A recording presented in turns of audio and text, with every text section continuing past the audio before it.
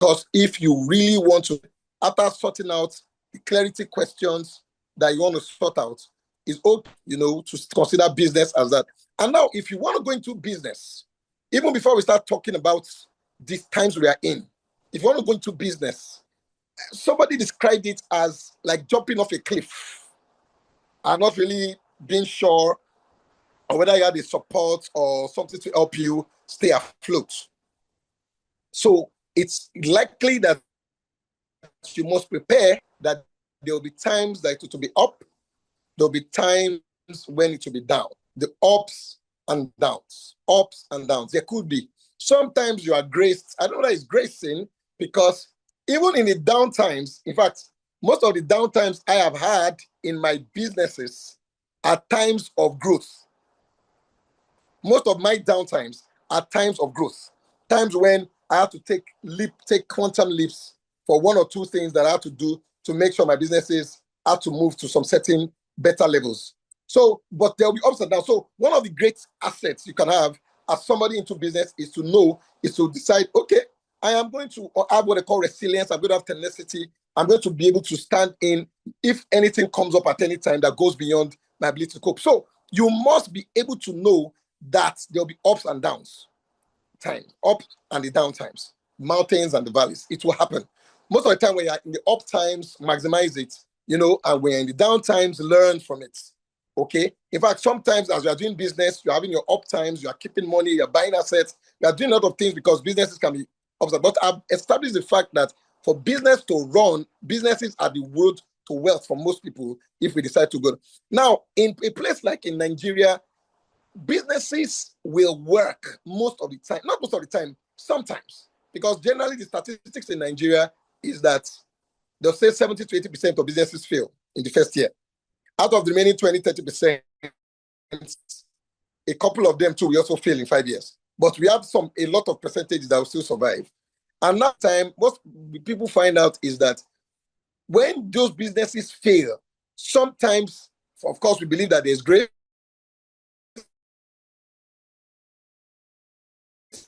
If you want to, that one could have. But there's also the part where you actually solving a problem.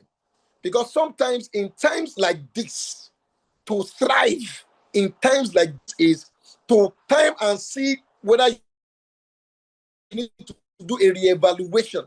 They have talked about starting a business, starting small and all of that.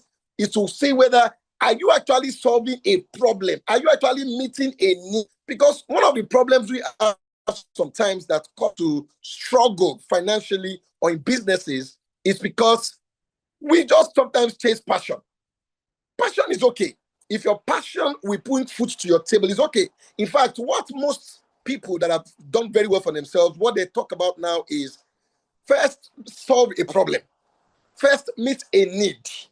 Then when you have done all that and money has come in, then you can chase your passion. You may be lucky sometimes that your passion will also be solving a problem or maybe to meet a need. But like I joke sometimes, now do you think Dangote likes sugar? Or do you think Dangote eats spaghetti?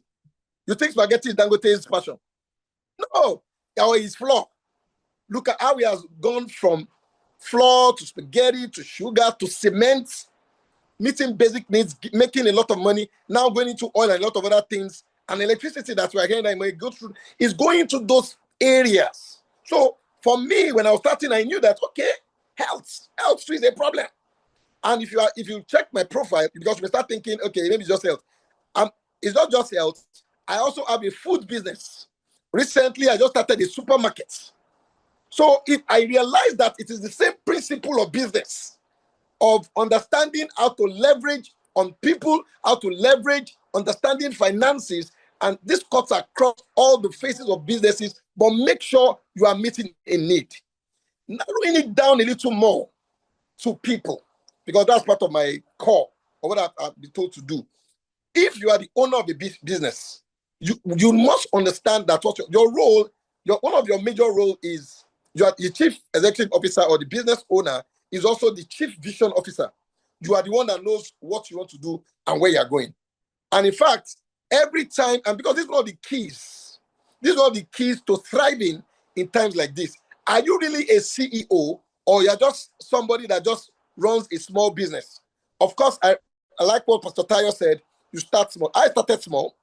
For those of us that are conversant with Ogbomoso, I first started in 3-bedroom flats in Ogbomoso, in a 3-bedroom flat in Randa in Ogbomoso. From there, we moved to 2 flats. That was, we celebrated 11 years in October 23. That we were 11 years that we started Adebayo Adekunle Limited. And today we have at least nothing less than 5. Okay, 1, 2, 3, 4. We have like 4 hospitals already. Starting from that, and they are big structures. My dream has always been big. The vision must be big. Like he said, dream big, start small, start now. Dream big, start small, start now. Okay? If you have started, one of the things you must know that as the person that owns the business, you're also the chief vision officer. So most of the time, you are supposed to be stronger. You're supposed to be more resilient. You're supposed to be ready to face those hurdles. And one of the ways you can leverage on people, I'm telling you, if you look at my second slide, there's a Nigerian reality, it's even a global reality. We know that inflation and there's inflation, unstable economy, high cost of operations. You can go to the next slide. We have limited access to funding, social and family obligations. We have a lot of infrastructures that are not so reliable, But in this same Nigeria and world, we have businesses that are thriving. Now, I checked this morning, we are about 240 million estimatedly in Nigeria. They're going to eat food. They're going to drink water. They're going to wear clothes. They'll probably go to the hospital. They're going to, what else is the basic community? Probably lights, probably make calls. You understand? They're going to need to use the POS. What else? At least look at the basic needs from Maslow's hierarchy of needs, from shelter to food before you go into security. You can even look at those levels of whatever. They're going to watch, everybody touches their phone. They're going to buy data. They're going to watch social media. Everything that you see people do is their sources of funds and wealth creation for you. Now, we have over 235 million people in Nigeria. We have over 8 billion people in the world, regardless of what your location is. So as long as you are solving a need and you are providing or preferring solution, you are likely to make it in some certain way. Of course, we believe in grace and all of that. Now, the most important asset is people, not cash, not money. It's people. And I'll start with of course, if you allow me, I'm a man of faith. I believe first in God. Okay? I believe that God, will give you that, division, help you, faith and work and all of that. After that, the next set of people that you need to leverage on, whether you have started a business, whether you plan to start a business, is mentors. Please write that down. The role of mentors. People that have walked the walk. People that have gone through that route before. Listen, let me tell you, all those things they used to say that experience is not the best teacher. Mentors are the best teachers. You don't have to walk the way of mistakes. You don't have to walk the way of trying to learn. In fact, do you know what research has shown? If you have a pathway that you want to follow, if you have something, that's why I deliberately started by talking about clarity.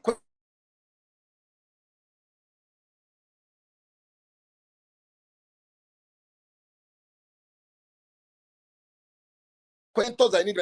There is no problem that is happening in Nigeria or in the world today that is new. No problem is new. The problem of cash flow dropping, the problem of operational costs, the problem of having very bad staff or people that are not ready to work, dishonest staff that do not have integrity, the problems of economy, nothing is new. They have always been melted down over and over and over. What can be worse than when we had COVID? What can be worse than when we had COVID? Where you don't have people, and people still thrive one way or the other. So the first set of people that you need to leverage on is your mentor. Let me tell you something. Do you know, research has shown that just by cloning a successful person in your path, okay, Sorry, am I still audible? Let me know. Let's not be that I'm talking to myself. Am I still audible? Can you still hear me? Just say yes. I heard in one yes or something from somebody. Yes, sir. Hello, can we still hear me? Yes, sir. Yes, sir. Okay. Yeah, thank you. Good. I just want to be sure. So just by cloning, just by looking at something that you love and you want to follow, and by doing exactly what that person is doing, and just you are 60 to 65% certain that you're going to succeed. As in, without reinventing anywhere, without putting your individuality, without putting your modification, just okay, successful person. But this is what I also want to do. I also want to follow this path. Just by doing exactly what the person does, you are almost 60 to 65% certain they are going to succeed. Now, what is remaining? 35%. So mentors will leverage. It's called OPK, other people's knowledge. OPL, other people's lessons. OPE, other people's experiences. That you can. This is a form of wealth that if you can have around you, and not all. And let me tell you, on the issue of mentor, why sometimes we fail in mentorship is because mentors can be people you see close by. They can be people whose books you read. There are people you just watch online and all that. But not necessarily to be disturbing, because not all mentors, you may not be able to have direct access to all mentors. Not everybody is available like that. If you chase, you may not be able to. And you should not always, you have a mentor now, the next thing is to start asking the mentor. Mentors don't give money, oh. Please write that one too down. Mentors don't give money. In fact, if you ask your mentor for money, I can assure you, if you ask your mentor for money, I can assure you that your mentor will probably stop picking your call, because he will tell you, because everybody you see today, we have one project or the other that is also running after. So the first set of people that you must leverage on is their mentors. The second set of people that you will leverage on before you even get to your customers, I'm going to the customers because we're talking about to thrive, is the people before your customers is your staff. Your team that you put together. Your team is your first customer. The people that will work for you is your first set of customers. One of the common saying is that if you want to travel far, travel alone. If you want to travel well or long, travel with people. People are the extension of your dreams. People are the extension of your dream. That is why, as you grow, either as students, either as fresh businessmen, either as young people in young entrepreneurs, you must develop a habit of creating good relationships where you know that you're forming your team, you're forming your network. This network will help you. Okay, please let me know when I have like 5 minutes or something more so that I don't overstay my time. These people will help you. So your next thing is your team, your employers. Your employees, this set of people are your first set of customers. Even sometimes there was a time that we had a downtime in my business. That would be like some 10 years ago when we're having problem with registration and all of that. So, and then the Lagos State health authorities came down. They said we didn't have some things. They didn't allow us for almost 2-3. You can imagine closing down the hospital for almost 2-3 weeks. At the end of the month, I had to pay salaries. By the time, you will not believe, they knew I was broke.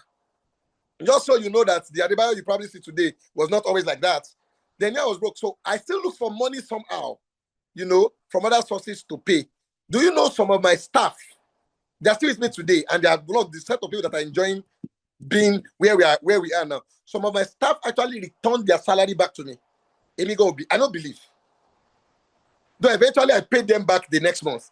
But they actually, you can imagine, I don't know if I've heard of it before, that a staff,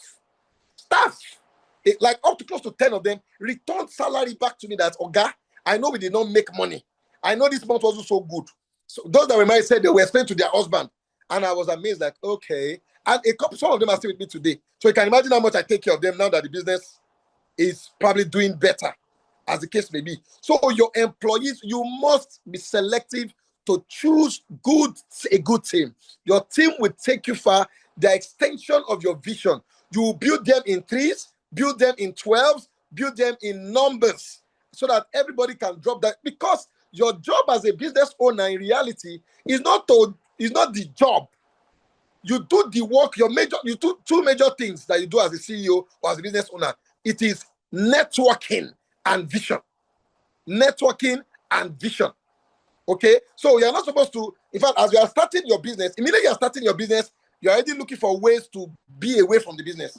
As you're starting the business, you're preparing for the business to do without you. That's when you can actually call yourself a proper entrepreneur or a CEO. Okay? And the earlier you start that, the better. The earlier you start that, the better it is for you when you have downtimes to know, so that you have time to network, not time to meet with people. Then go to the, after your mentors and your employers or your employees, then you go to the next set of people, is the customers or the clients. When business, in times like this, you don't joke. I met Pastor Tayo saying something about customers. He said something about, if you chase one customer, you have chased five. In fact, if you allow me modify it a little, if you chase one, you understand, you have chased close to 20. Because, and I tried, one of our businesses, the one that is on the mainland in the Kotu in Alibosho, till today we do not have a signpost. And it's the most thriving. I'll call it my cash cow. It's the most thriving of the businesses. If I'm expanding it into 2 or 3 stories now, it's the most thriving of the businesses. And we still today, what you'll find out is somebody told me this hospital is good, they told me this is good, they told me this is good. And that we have thrived on the word of mouth. People that are into marketing will tell you that word of mouth marketing is the best form of marketing. So don't even joke with, in fact, if you want to summarize the essence of the business, is to create customers and to keep customers. If you allow me to say that again, is to create customers and to call them clients. If you want to stand tush, is to create clients and to keep clients. In fact, in customer service, there's something we call customer retention. When we ask some of our marketers to come and give us reports, we tell them, what is the customer retention percentage for the month? Are you able to actually retain? So even if you're a small business person, even if it's POS that you have started with, okay, how much of those people that have come to use your POS, have come to buy your merchandise or buy your clothes, whatever you're selling, how many of them, because in reality, they're still wearing clothes. How many of them still come back? Do you follow up on them? Do you see them as your friend? Do you get to be, oh man, what we do now is to daze and amaze your customers. Make them your friends. Create a relationship with them. If you have their numbers, follow them up. If you get their birthdays, say happy birthday to them. If they're customers that are high-flying customers, in fact, because customers also follow what we call Pareto's principle. You know Pareto's principle. If by the time you have your clientele base, you realize that 20% of your customers give 80% of your revenue.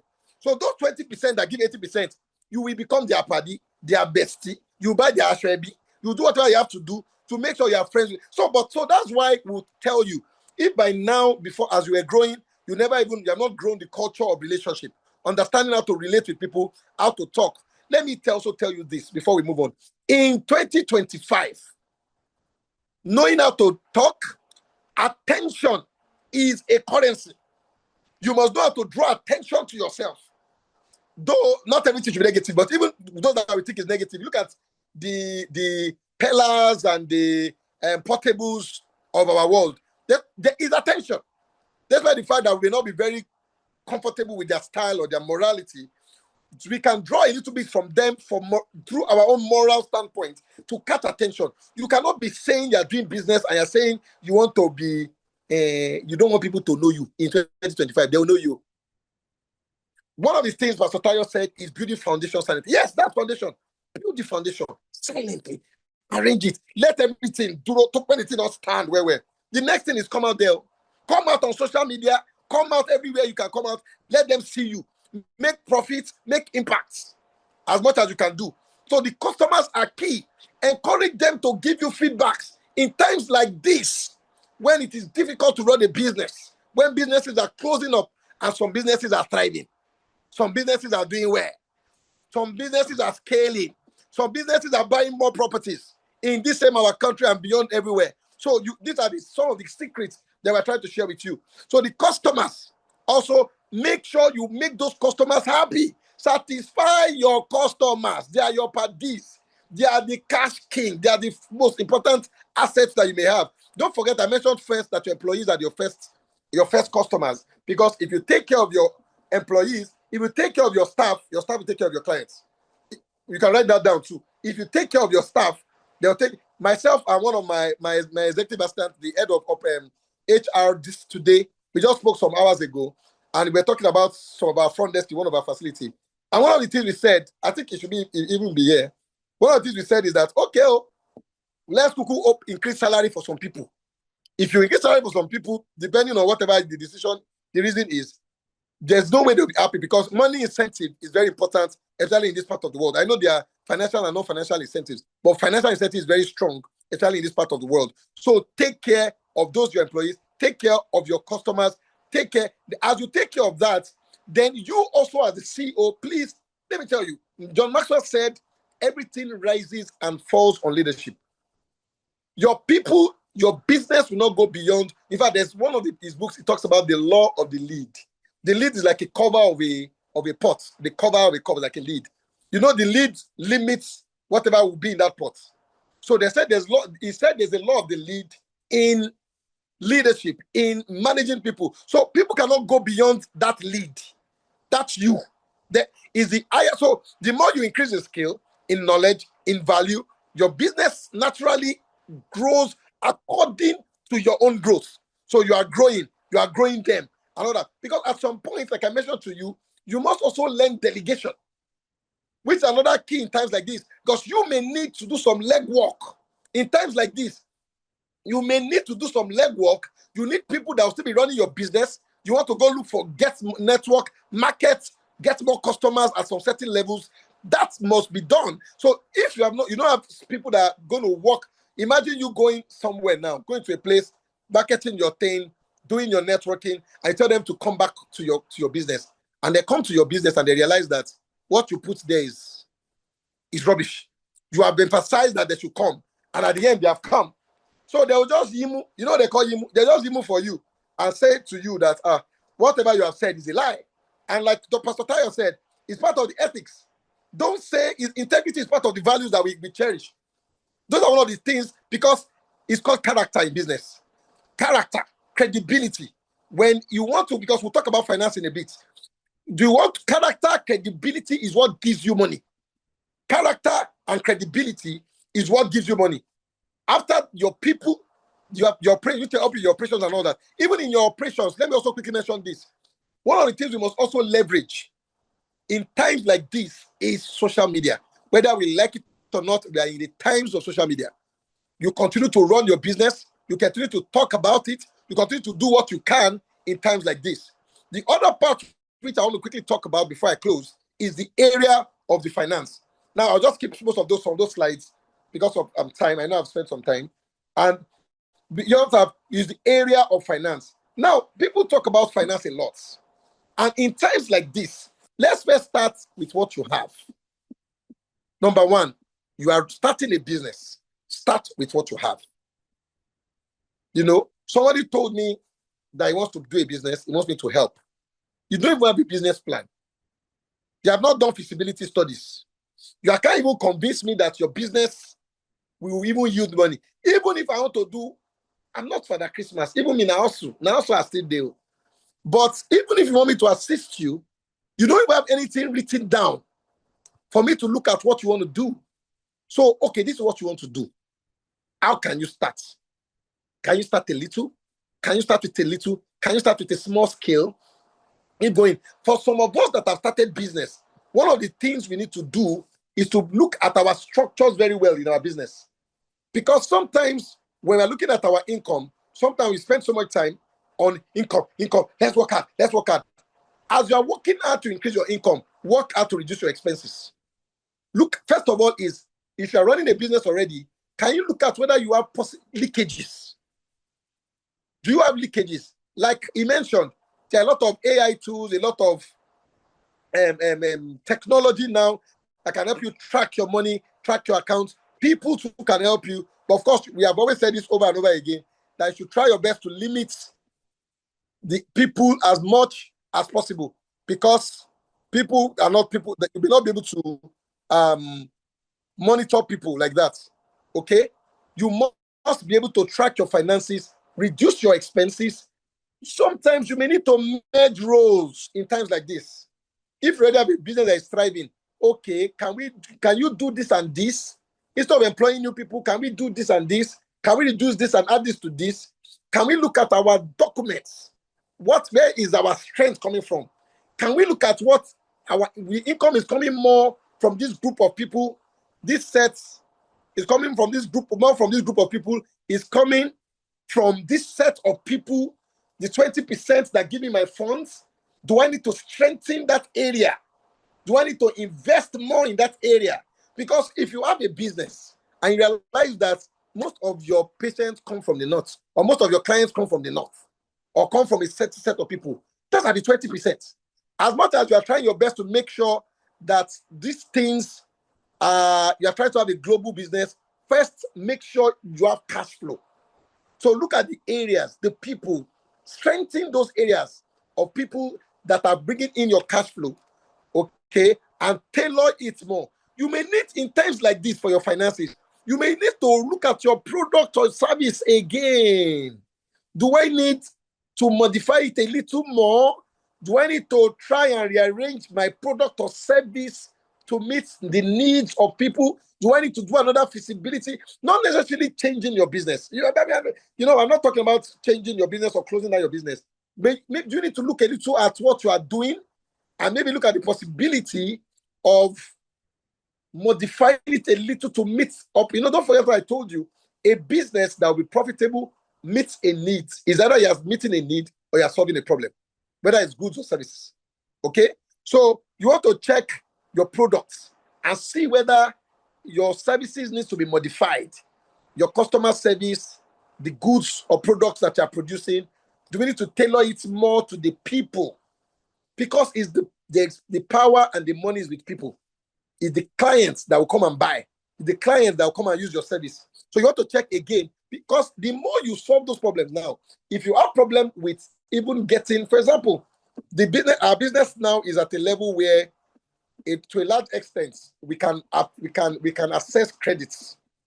In fact, banks come to us and say, just want to collect money. Don't you want? We can give you this million, or this million. Of course, you have to calculate before you take care of those things. But because the businesses and the records of our finances is such that they see the way it's going, they feel that we have a trajectory that shows that there's progress, and that even if we collect money from them, we're going to pay back. Banks, when you meet banks or meet creditors or microfinances to even give you money, or even supporters or investors, what they want to see is that, are you even making money in the first place? Or do you have something that is credit worthy? Nobody, no matter how rich they are, no matter how much they love your face, you know, every business plan works on paper. You need to write down, every business plan works on paper. What they want to also see is, have you done a little that has shown promise? That's when they want to invest or put in some things. You may need to modify. You may need to put complementary services. You may need to innovate. You may need to diversify in times like this. That will help your finance, you know, to make sure you can assess, to make sure you can manage. Because for finances, it's not just the money, is you making the money, you are managing the money, then you are multiplying the money. That helps you to make more money, as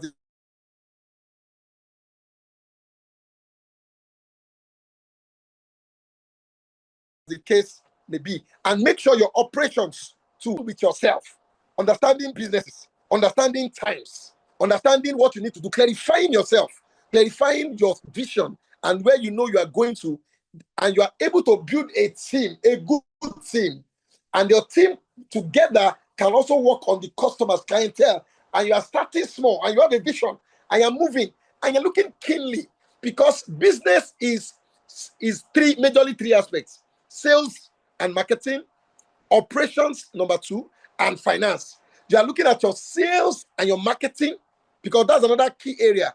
How are you marketing your products? How are your marketers doing? How are they talking about? Do you have ethical basis? Do you have integrity? Are you marketing more? Because these are the times you need to market more. Because sometimes that's this time that we are in. So if you're able to manage that, is manage your customers. Start small and then begin to grow your businesses little by little. I assure you, I think my time is up.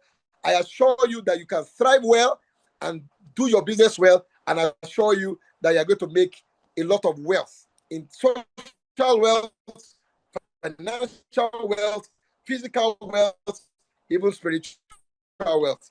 Thank you for your time. Thank you. I hope I didn't overshoot my time. Anyways, thank you.